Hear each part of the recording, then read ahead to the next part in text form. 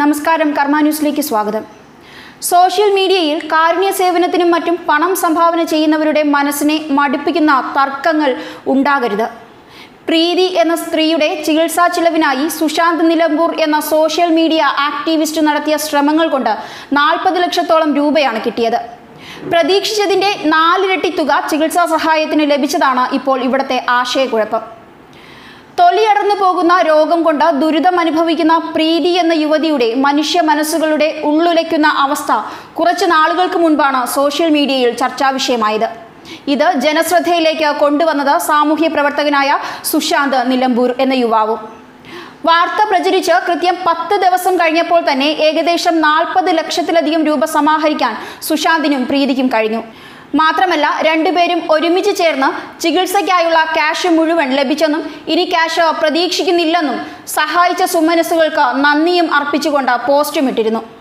ഇതിന് സമൂഹ മാധ്യമങ്ങളിൽ വലിയ അംഗീകാരവും ലഭിച്ചിരുന്നു. എന്നാൽ കാര്യങ്ങളുടെ കൂട്ടിമുട്ടൽ അതിനുശേഷമാണ് നടന്നത്. സുശാന്ത് നിലമ്പൂരിന്റെ ശേഷമുള്ള പോസ്റ്റിൽ പറയുന്നത്, സഹായാർത്ഥിയായ പ്രീതി കാശ് ശരിയായി ഉപയോഗിക്കുന്നില്ലെന്നും ചികിത്സയ്ക്കല്ലാതെ 4 ലക്ഷം രൂപ അക്കൗണ്ടിൽ നിന്നും പിൻവലിച്ചെന്നും മാത്രമല്ല പ്രീതി തന്നെയും സമൂഹ മാധ്യമത്തിലെ സുമനസ്സുകളെയും പറ്റിക്കുകയാണെന്നും ആരോപിച്ചു. എന്നാൽ വീണ്ടും പിന്നീട് പല മാധ്യമപ്രവർത്തകരും നടത്തിയ അന്വേഷണത്തിൽ പ്രീതി സുശാന്തിന് നേരെ ആരോപണവുമായി രംഗത്ത് വന്നു.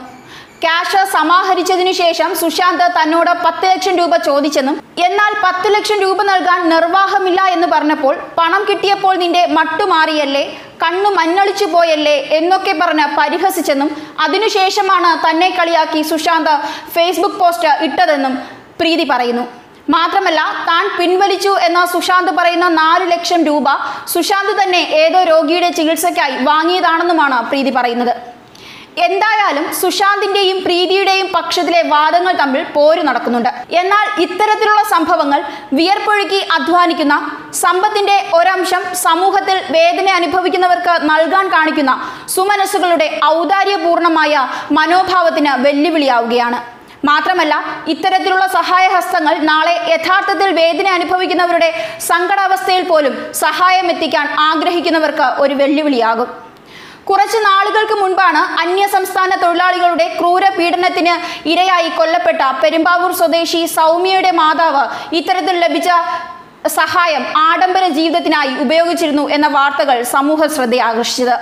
ഇത്തരം വിവാദങ്ങൾ നാളെ അർഹരായ മറ്റൊരു രോഗിക്ക് ജനങ്ങൾ നൽകേണ്ട സഹായത്തെ പോലും ബാധിക്കും.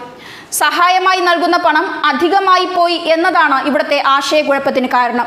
മരുന്ന് വാങ്ങാൻ 1000 രൂപ പോലും ഇല്ലാതെയും ഒരു നേരത്തെ ഭക്ഷണത്തിന് വകയില്ലാതെയും കഴിയുന്നവരെയും കുട്ടികൾക്ക് വസ്ത്രം വാങ്ങാൻ പണമില്ലാത്തവരെയും ഒക്കെ ഈ അവസരത്തിൽ ഓർക്കുന്നത് നല്ലതായിരിക്കും. ന്യൂസ് ഡെസ്ക്, കർമ്മ ന്യൂസ്.